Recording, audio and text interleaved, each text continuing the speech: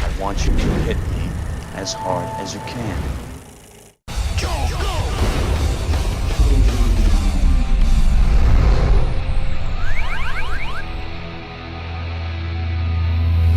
Well, here we are, folks. The summer movie season has begun once again. And what would a summer be without a new Marvel blockbuster to kick it off? And this time, Marvel has made what could very well be its biggest movie to date, as Captain America and Iron Man turn from friends to foes in Captain America: Civil War, along with a little help from pretty much every superhero in the Marvel Universe. So no matter what side you're taking in this battle, be it Team Cap or Team Iron Man, we can all agree that Marvel has significantly upped the ante from the Captain America movies of the past. And I'm not talking about the 40s Captain America, and I already talked about the 90s Captain America, so I must be talking about the 70s TV movie version of Captain America.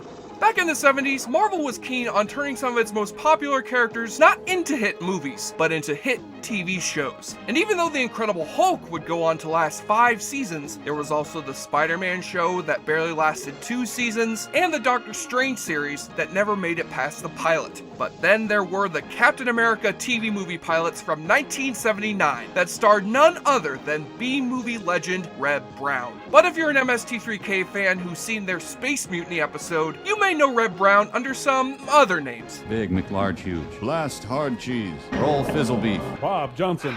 Oh, wait. And today, I'm focusing on the second of these flicks, Captain America 2, Death Too Soon, which pits Roll Fizzle Beef himself against the legendary Christopher Lee. So let's check this flick out and see why Captain America lost the battle in getting his own series. Hey, since the name of this movie is Death Too Soon, maybe Captain America can find out why all these celebrities have been dying too soon this year. Hey, you know what? Maybe Hydra's been behind all these deaths. Maybe we got ourselves a conspiracy.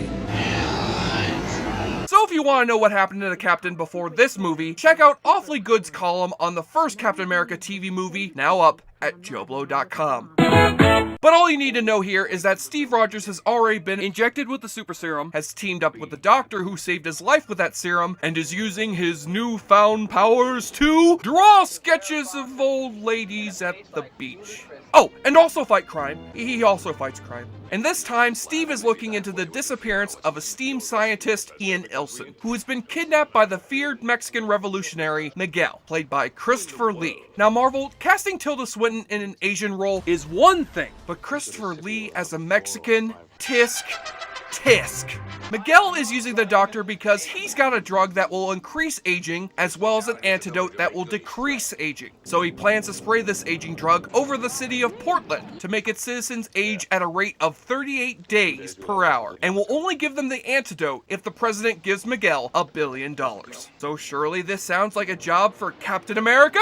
Well, it sounds like it's the case for the FBI. Wait a minute, what? What kind of superhero says right off the bat, let the cops handle it? You're Captain America, goddammit, not Captain France! I surrender! And around the time you see Captain America try to infiltrate a shipment of one of the drug's ingredients, and see the scene where a dock worker tries to kill Captain America with a forklift. Wow, you can feel the suspense gradually coming towards you off the screen. You realize this isn't gonna be the Captain America who fights soldiers in elevators or tries to foil government conspiracies. No. This is the Captain America who mostly just sits around and does paintings of cats, while he goes undercover in the small town where the drug is being unloaded and tries to gain some information on its whereabouts from a local family through some questionable methods. Maybe you could show me some of those terrific trails, Peter. I sure would like to go riding with you. Captain Jared Fogle! And occasionally he does kick some ass here and there. But Christopher Lee's goons are really not that hard to take on. The scariest things these villains can do are paint glasses on cat paintings and employ tactics they learned from the Wicked Witch in The Wizard of Oz. Surrender, Dorothy. But as stale as the action scenes are, and as slow as this movie gets, it still remains another valuable lesson in how far superhero movies have come, with plenty of unintentional hilariousness. For one thing, Reb Brown brings that same sense of lovable doofiness he brought to Space Mutiny to the part of Steve Rogers. I mean, dude can't act for shit, and his costume manages to make the Matt Salinger Captain America look good, but he is likable. And he's got a motorcycle that turns into a hang glider, which is totes badass. And you'll You'll have a blast pointing out all the corniness and poor production value that are on display here. Plus, Christopher Lee is one of those actors who's so good, he'll make the most ridiculous dialogue sound dignified. Now you listen to me. Under no circumstances is this Mr. Rogers to leave that town. And after you're done with Mr. Rogers, make sure you bring me the head of Mr. McFeely.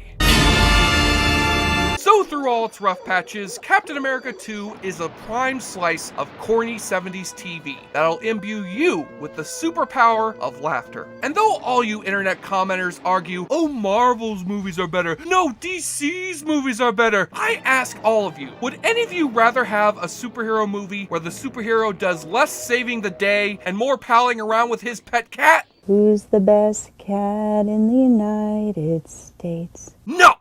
I did not think so. The only allegiance I'm making in the Civil War is not to Team Cap, but to Team Captain Morgan. So pick a side and play the awfully good drinking game. Take a shot or drink every time Captain America brings down a bad guy with his mighty shield. I said he brings down a bad guy with his mighty shield. Anytime now, Cap. Look, can we speed this the fuck up? Oh, finally. Thank you.